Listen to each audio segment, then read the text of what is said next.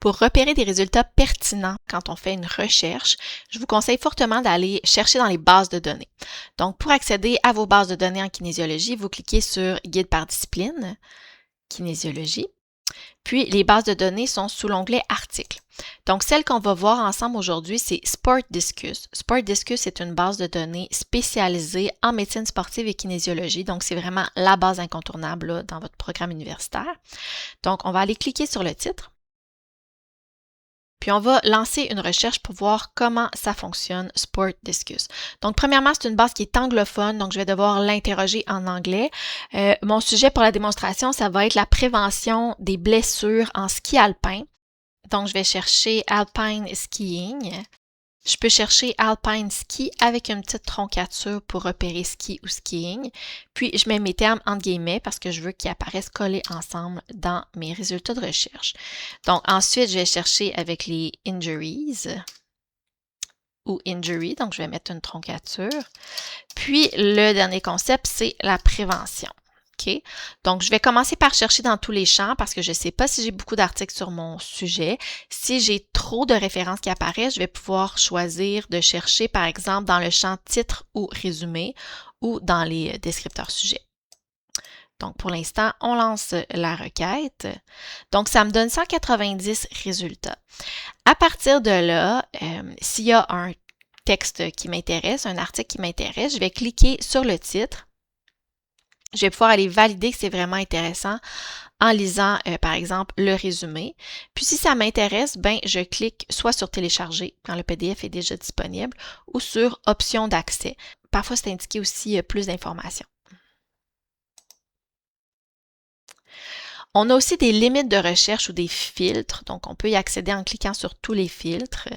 Et là, c'est pour nous permettre de diminuer nos résultats, mais les rendre plus pertinents. Donc, si par exemple, on vous demande des articles scientifiques pour votre travail universitaire, bien, vous pouvez venir cocher « Relu par un comité de lecture » et là, vous vous assurez que les articles repérés sont des articles scientifiques. Si vous avez des dates aussi à respecter, là, donc par exemple, vous avez besoin que ce soit des articles des 5 ou des 10 dernières années, vous pouvez utiliser cette option-là de date de publication. Puis je clique sur Appliquer. Donc, ça me donne 76 résultats. SportDiscus, c'est une base de données qui a aussi un thésaurus. Okay? Un thésaurus, c'est comme un gros dictionnaire de descripteurs sujets qui sont des termes utilisés dans la base de données officiellement là, pour décrire les articles.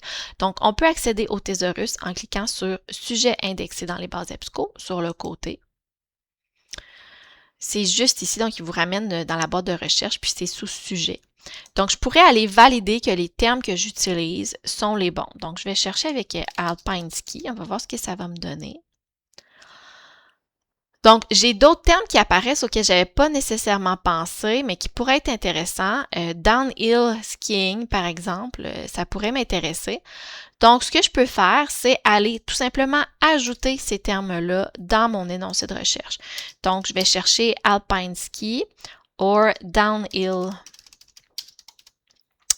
ski avec ma petite troncature et je ferme les parenthèses. Donc, il pourrait y avoir d'autres termes aussi qui m'intéressent. Là, ça peut être intéressant de venir cliquer sur le terme pour voir s'il y aurait des termes plus précis encore, des termes plus spécifiques qui pourraient être intéressants. Et donc, ça va apparaître en dessous. Donc, on peut valider comme ça dans le thésaurus les mots clés principaux de nos concepts de notre recherche pour s'assurer qu'on a pensé à tous les termes.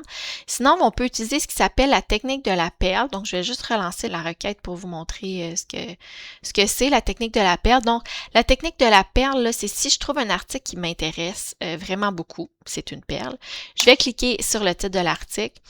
Et en haut du résumé, j'ai vraiment une section où il y a des termes de sujet. Donc, les termes du thésaurus qui ont été utilisés pour décrire mon article vont apparaître ici. Donc, j'aurais pu trouver downhill skiing aussi de cette façon-là, sans avoir à passer par le thésaurus directement ici. SportDiscus, c'est aussi une base de données qui appartient au fournisseur EBSCO. Puis il y a plusieurs bases de données qui appartiennent au fournisseur EBSCO. Vous avez une possibilité de chercher dans plusieurs bases de données d'EBSCO à la fois. Donc, par exemple, je pourrais cliquer sur SportDiscus with full text juste en haut ici. puis aller ajouter d'autres bases de données. Donc, si par exemple, je veux tester une base de données en médecine, vu que je travaille sur les blessures, je pourrais choisir de cliquer sur Medline. Je pourrais chercher aussi dans Cinal, qui est une base aussi en sciences infirmières. Il faut juste que je la trouve. Ils sont pas toujours en ordre alphabétique. Voilà. Donc là, ça va relancer ma recherche, mais dans 3 bases de données, au lieu de chercher uniquement dans SportDiscus. Là, vous voyez, j'obtiens 720 résultats.